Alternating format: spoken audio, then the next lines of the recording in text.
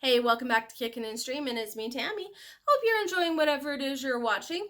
Today I'm talking about the new feature film Underwater that comes out this week. It stars Kristen Stewart, TJ Miller, and Vincent Cassell. It's the new horror film that literally takes place underwater. It takes place 7 miles into the depths of the dark and unexplored. So we're talking Marianas Trench.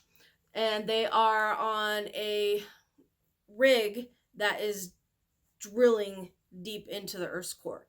Now, the first thing I thought when I saw the trailer for this film was that basically we're doing Alien underwater. And that's pretty much what it is. You've got a small cast in a enclosed spot, and disaster is looming because an earthquake is hit, and the habitat that they're using is the structure is failing, and the problem that they're facing is they have a limited amount of time to get out and get to the surface. And obviously, this is where our movie starts.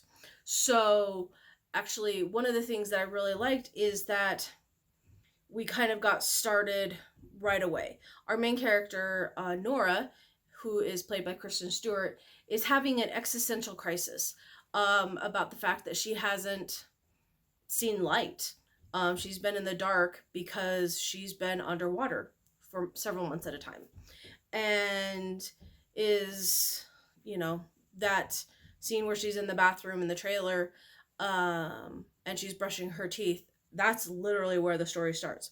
So it starts off, there is, the water drip and the habitats, the not space habitat because they're not in space, the underwater habitat that they're in, the structure is failing, and they are now forced to get out of that habitat and get to the surface. Unfortunately, things aren't going to be as easy as one would hope. So, so that's the setup. It's one of those things that happen with, these horror films where they're, in space or in an isolated location. They have a small cast, and things are going to go wrong. Whether it's a pressure suit that's failing when all of a sudden those millions of pounds of pressure per square centimeter, hit, or, the environmental controls are failing, or the monster in the dark. So, I found myself definitely drawn in. It is. It was better than I was expecting. I wasn't sure.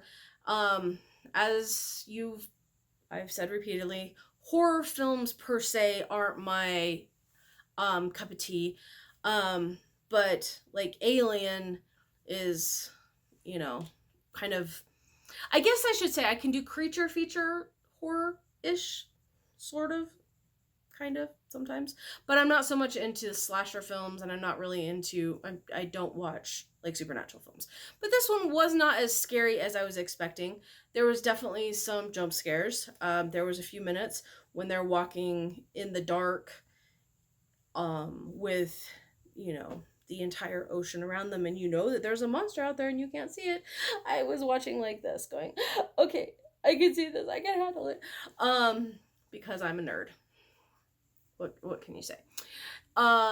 It was interesting because they're in the dark. Literally, they couldn't light it up like, Midsommar, where everything is so bright and it never gets dark. What they used instead was they used the environmental lights, from their flashlights, from their suits, from their the lights that were in their masks, to light up their environment, which meant they couldn't see very far in front of them. So you could actually see their faces, you could see their suits, you could see things, but you're doing it through the light of another character, or the environmental lights. Whereas in like The Dead Don't Die, the whole thing had just this dark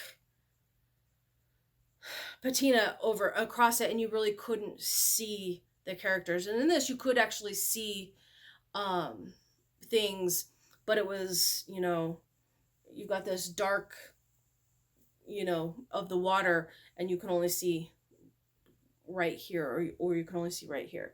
So I think that they did that really well. The director, William Eubank, he has been a cinematographer, so I think there was some evidence of that in the way the visual storytelling took place. And I think it worked. They definitely were able to create that sense of claustrophobia, because they put a camera inside the helmet of some of the characters, and they're in, and so we're just inches from their face, and it really, the face is lit up, and then it's just darkness. And so that definitely creates that sense of aloneness, and ratchets up the feeling of impending doom. The visual effects were definitely interesting. This is a film that takes place underwater, so there are certain constraints that happen when filming underwater. It is really hard on the cast and crew, and I can't say how much, like, I mean, there were definitely scenes where they were in the water up to their chest. That was really evident. But then there was other places where it was like, there was visual effects of them when they were fully underwater, and they did an interesting job with that. So that was kind of cool. It's one that I definitely am curious about seeing their behind the scenes footage, just to see how they did that. My quest to be a better filmmaker. So it's a solid 2.5 stars. It was fun, and I enjoyed it better than I was expecting to. So anyway, I hope that you are enjoying whatever it is you're watching, whether you're watching from the comfort of your own home or the gloriousness that is the movie theater. And I will see you again here soon.